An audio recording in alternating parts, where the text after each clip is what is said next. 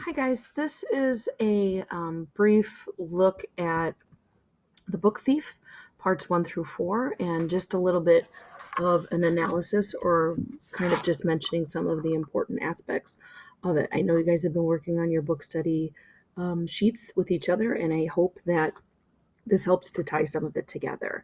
I'm going to try to do some video notes for each of our sections as we go along.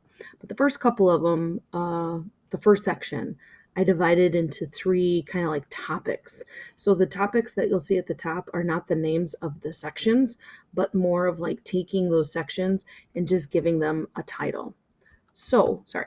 So as you can see, part one, I just titled this Death. We know that that's not the name of it. But I've got 3 slides about part one so far. And if you've noticed, the structure of the text is kind of different as well. They're parts, and each part has several sections to it.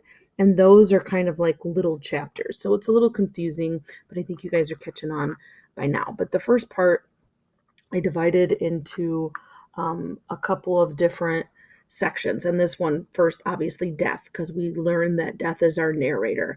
And he's an omniscient narrator because he knows everything and can see everything. And if you haven't noticed by now, he jumps around a lot. But he says that he'll come back and explain later, which gives him kind of the authority that he is a reliable narrator because you believe him. And why wouldn't you? Because he's deaf. And so, but still, that's important because he's able to tie things together. So our flash forwards and flashbacks are important, but he eventually kind of ties them all together. At the beginning, there, Death introduces you to a lot of different characters, and that's important because eventually they come back to kind of work their way back into Liesel's life and kind of haunt her.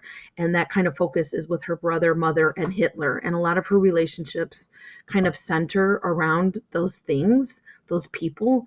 And so that's why it's important that they kind of all come back. And Death really illustrates how persuasive Hitler is with his propaganda. And when you guys did your flip grid and looked back on what propaganda was and how it's used and even how we use it today, usually propaganda is a negative thing that an institution, people, or group try to use it to persuade others into believing something. And so a lot of our advertisement is propaganda, but people would do whatever they could or needed to survive. And that's how persuasive Hitler was. A lot of us believe that, or are aware that Hitler came into power, and we saw it during World War II, which we joined in 1941. But Hitler's reign of power started well before that. He came into power in 1933, but politically, he started his career much earlier than that. He was in World War One and was a political advocate at that time. And so that was in, 1915, 16, 17. And he, once the war was over, came back and was even stronger with trying to build his political career. So his way with words was so overwhelming, and people at the time wanted a leader who was going to try to improve the economy of Germany, improve the loyalty and patriotism. I mean, who doesn't want to be patriotic to their country? And so people really fell into that and fell under the spell of propaganda. Even though Hitler's propaganda and words were negative, it's still important to show that because the idea of words, how strong words can be, and how they can have such a large impact on an individual's life. And so you see that with Hitler and his people, but you see that with Liesel also, that words are so important and they become so haunting. And that's what Death kind of points out. So I think that this is an interesting time period to choose to show that strength of words. The second part, I guess, of part one that I thought was important is the introduction of Himmel Street and the individuals there. And I thought it was interesting that in German, Himmel means heaven. And I think it's both suitable and ironic because I wouldn't think any place in Germany at that time was considered to be heaven. But for Liesel, she finds a lot of comfort here in her new family. So that's why I think it's kind of suitable, but again, ironic because of the time period. Again, she finds a new comfort with her new family, her like foster parents, Rosa and Hans were his parents or her new parents. And Rosa comes across as very stern. At the beginning, you kind of see her as, oh my God, she's terrible. How could she be a foster mom? But during that time, you needed to have an individual that was a strong hand and to give discipline and structure. You learn later that Rosa does have a softer side to her, but she needs to have that rough exterior to kind of make it through the time that they're living in, and also to bring up, individuals that are strong as well. We learn that Rudy, who's a neighbor, becomes a really good friend to Liesel, and they become kind of mischievous in a lot of their adventures. Another important part of part one was, again, the importance of words. And we established right away how very aware Liesel is of words. Even though she can't read, she finds and steals her first book, The Gravedigger's Handbook. And even though, again, she can't read, she understands and knows that these words must have meaning. And so it kind of puts in her the love of words and the love of learning and that longing to want to try to learn as much as possible. Death kind of tells us of the plans that the Germans have for this, what we know is that true Aryan race, and again shows the power of words through Hitler's voice. Liesel begins school and she kind of had struggles with it, is having a hard time because, again, she can't read like some of the other children, but she knows that it's important. And so instead of giving up, her papa begins to read and write with her. Part two, more books, loss, and family. And here Liesel begins to, again, really see the power and strength of words, and accepts this because what she has seen that Hitler can do and Hitler is doing to other individuals. We learn that she's lost her brother and her mother due to Hitler, in a sense, and maybe not directly, but because of what he is doing. And her stealing books and learning words and gaining words with power are her way of taking back the things that she feels that she has lost. And so it gives her power.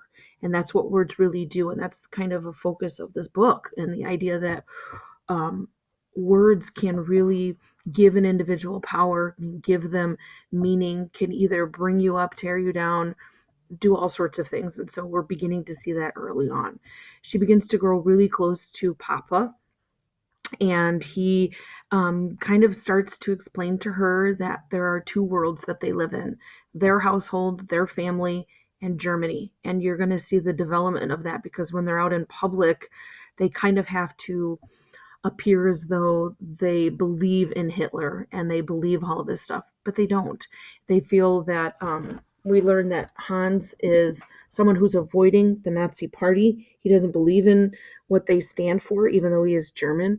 And so this is kind of our theme of good and evil, light and dark. You see that in a lot of literature. Harry Potter is filled with that, those of you who are into those kind of books, even though I was too. But we see that struggle here between Germany and their family. And so later on, you learn that Hans kind of tells Lisa, like, when you're in public, you have to pretend that the Fuhrer is right and that you're loyal. But inside with us, the family, you don't have to believe in that. And I always thought that this was an interesting aspect to the book, because it gives us an insight to Germans rather than just the Jewish aspect of the time period. Because even though there were obviously many Germans who felt Hitler was awesome and believed in everything he said, there were some who did not, and this family illustrates it. But yet they still have to do what they have to in order to survive. Like many Germans at the time, the family was having trouble with monies, and they're poor, obviously, but their trouble with money, you're like, okay, well, big deal. Everybody was having money troubles back then. It foreshadows a lot of the troubles that they're going to have themselves as a family. So that's why that is kind of important and brought out at that time. Part three, Nazis Jewish people, and morals, I guess. Hans, in order to kind of avoid suspicion that he is not um, with the Nazis and is trying to keep his distance, he buys and purchases Hitler's book, Mein Kampf, to kind of illustrate that he is into it. And he wants Liesel to make sure that she is, again, portraying that outside of the home. We learn here in part 3, Death tells us that there is a Jewish man coming to their home soon. And because of that, things will change. And we know already what Death has told us about Hitler and his propaganda and his wanting of an Aryan race, true Aryan race. And so that individual of a Jew coming to live with the German family at Himmel Street, you obviously know that things are going to change and they're going to have an impact on everyone. Um, Max reads books too. That's the Jewish guy that comes to live with them. And the irony is the same, is a big focus because the same words that Hitler used to make him go into hiding are the ones that he's looking to for strength in order to get him out of all of the things that he feels he is imprisoned and locked down with. Liesel talks about with her friends that there is a right way and a wrong way to steal, that there is a right time to it. And so she kind of talks about stealing in a morally right way, which I think is interesting. And again, it's that developing that theme of good, evil, a light and a dark, if you will. And then part 4, some secrets. We begin to learn more about Hans and Mama here. We develop more of a characterization. Papa's very loyal and fair, tries to act to his beliefs, which he wants to pass on to Liesel. We begin to see more of a caring nature of Mama, even though she tries to hide it.